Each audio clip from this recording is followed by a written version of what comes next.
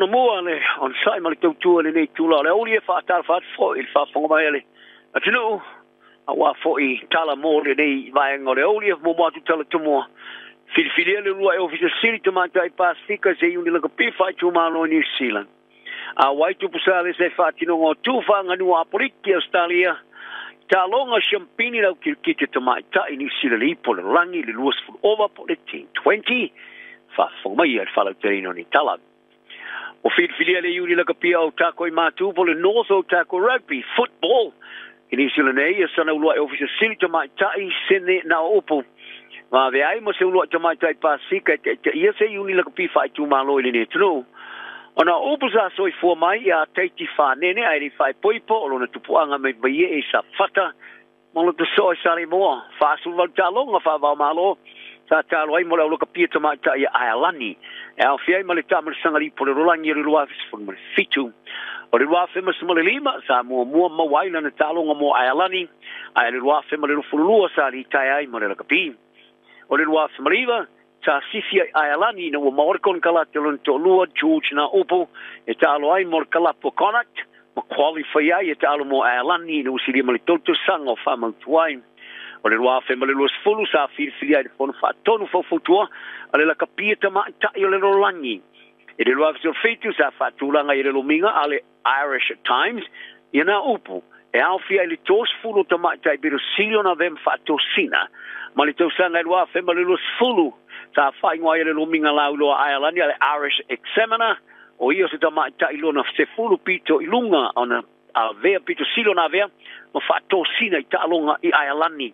Ai o lea whirwhiringa whauli uni laga pia North o Tako, wa ia whaari ai wa fia toi te liu mailona ainga I Aotearoa. Ma ua whaanga e ti ai a whirwhiria I loko te silori uni laga pi whai tūmalo I lona I tūmalo, e piona toi te liu mai ai I le mea sa amatatu ai. Lana wholaunga I le laga pi I le mai ai, o le se whululimo te usanga o nofo ai, I e tunu e whafo. O ata spai wana seata, ai o le mate tuina le malo se tinaki wi whai tio le malo, o se mea moni e tupu mai ai patino le ilona o langa a toa.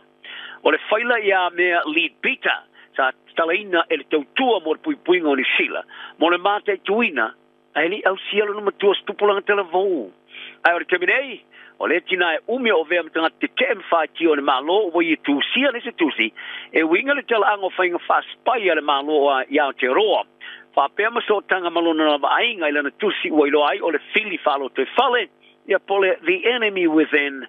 Whalia lead Peter, ele por kalama visili matari, por Q&A, ele televisi ni sila. Wo ele taimi mo le malo e tau fia, ele spai tanga talau tele whai tion. Ma i tā wai, o ye no nei, e ia isi a wala e mawhai au na tātou tilo. I nei ma tā upu nei lori tautua wha spai, tautua puipuinga ma ofisa o whamtalanga whārilo lilo, e la tu tele te lia ni se se. O lead Peter, wala tele vasfu tau sanga, tā lau lo tele I ngā yoinga mō te while e mū mo le whai tau se fulu ma se fulu tau sanga. Sa avema ki au tui whātou sina mo le whamutali o Niukilia. Lea sa ia te pai le whawhitau ia ia tau o tangata I asia I sau te sae, ma le Pasifika. Ona mātua ia Jack ma Elsie Locke, sa lango I whainga whakomunisti, o le tua whine fwoi at whai pule talua I nea le pātia le Greens o Maliu, Keith Locke. O le whaila le official whamtalanga whalilo lilo ia lead Peter, e ivas fulu I tū lau le mafia fia.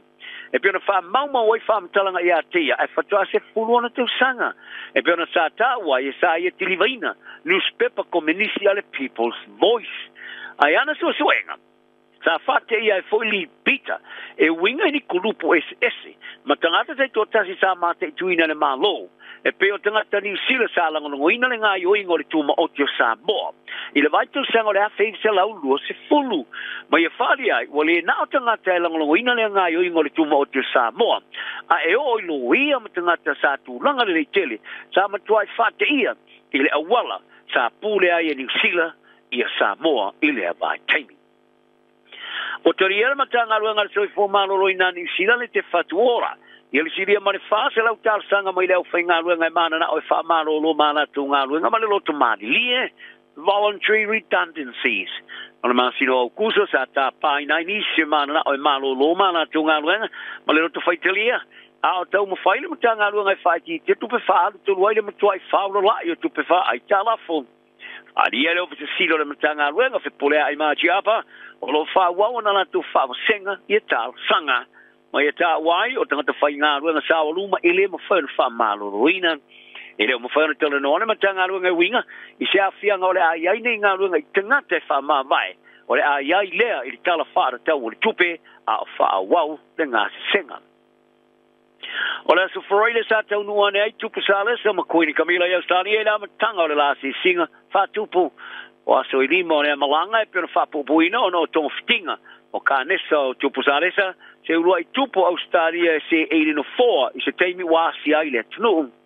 ma fuafuanga I le tupu o le aia fatino tu manganu fatangata o le ele o aporiki Ila nasi singa o le a wai se sauninga whanganu a sui o tangata apoliki mo tangata o le motu o Torres Strait Islanders o se whaamamanga ma le whaailoa o se whaalolonga mo le ele ma whaailoa tupuanga o tangata o le ele pe ona liputi ai ele lo minga ale The Telegraph o le apatino o na a wai ai le sauninga o le whaasu po le smoking ritual I sini o na ia toe awa ia toe le se isi sauninga e whaapea e whai e Canberra ai o le avea mastangata e na o le mata o lona tina ua maliu Queen Elizabetha sa na o le tilo I sauninga whaapea sa whai e teimi sa si ai Australia ai o tupu sa lesa e iere mamanga o se ulua I sui pare ai ngā tupu o patino o na awai I whaatinonga o le anga nu o tangata poliki o le mai ai o le la taimi Australia o na ngai atulo leo tupu sa lesa ma Queen Camilla I Samoa mo le fontanga tai o malo le tapulenga leo la ia for fly ia se por kala me fomos kol sipi e fatu painas fatu penga tele fo ia tangata te tasi e tu sai ma le lo minga le Telegraph fa vaina o se ele socio universite o malo le tapulenga o le kol sipi o la taula ia langonga ia o nga por kala me tupu por King's Fellows I motu umotu watiae I lalo le pulenga malo le tapulenga ma so swani ai sa ilia fo vave lui tau to ma ainga fa fitau le tele ma lui tau ia tinae o sio mianga ia taro talongo fai ngore vai aso se fai ngore vai aso o manu malo o auta arota ma tai sa fate ia ele au kirukito to ma tai o white ni sila ona fai to ilalo Africa South le la suanga champino tamu san kirukito fa ma malo mo le tai lus fulu over por T20 Dubai ile pona po o se te muore o manu ele o tamata I kiwi ri pole no langi le vai ngor kirkiti o se te mo tau vai so nga champini tol mai fai ina ya Australia le wa pulu ta mo te tale o ale white ferns ma au si ai se lauli ma balu ile limo pe ta mo mai overlus fulu tuli Africa so ke na se lauli fulu no ai Samoa ai umala tu overlus fulu ta nga ya tuli white ferns ile ta sanga ma se tulanga tu mate Ira mai ailea o le whaia ine series se lue au pito power ke ukite to mai tai e ngelani ma Australia. A sa suiari te wana manga le tamarasanga ino whate ia o le tau whai fafo uma e ngelani ma Australia. Mai le ausia o sua ngā champini o le manu malo le all white wala tu mawai le tolu tesima le balu 5 miliona ta la.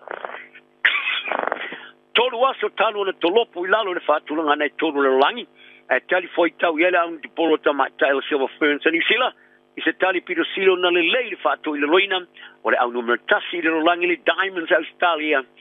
ale ai mase nganga o se manatu e se avano e manu malo ai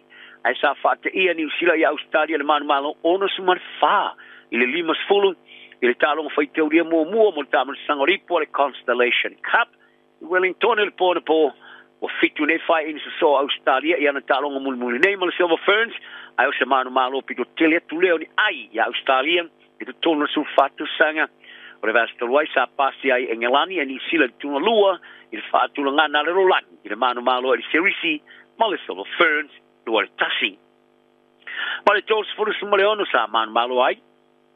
leo kirkita leo la kapilike te mai ta il tu Samoa ya tonga fiti mo to tasi nei la tu talonga il qualify ai il tamarasanga ri por rangi o le lua fe male ruf wono ele umila se taimi sa amtai li talonga e kolosio le tu sa mole li ni score e te wala mai le la tu wingi sa rina masanga mai le ono pai mo la por fasolonga polo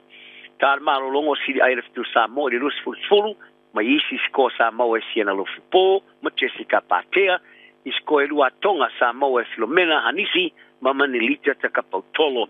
ai sa to iskoe patel afro na lua malindi tui sa sko foi o skola no tolo tonga Samoa Lavinia ka ola liku i le amatanga o le afro na lua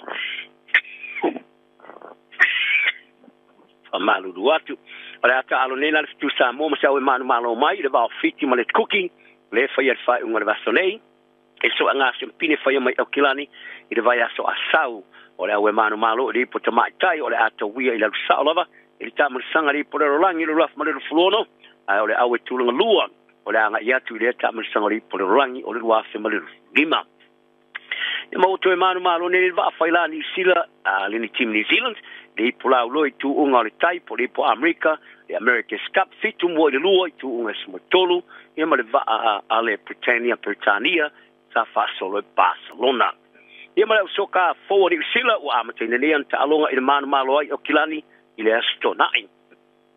o se ta alonga u fa mautuina al Malaya Mount Smart Stadium o kilani o le fa ilonga o soka le Auckland FC de la tu i ta alonga le tamasanga e league lua le ai le au mai Australia e Brisbane ale Brisbane Roar ia tala na ni aso mo tanga tanta uma i le no flema no filemu soi foi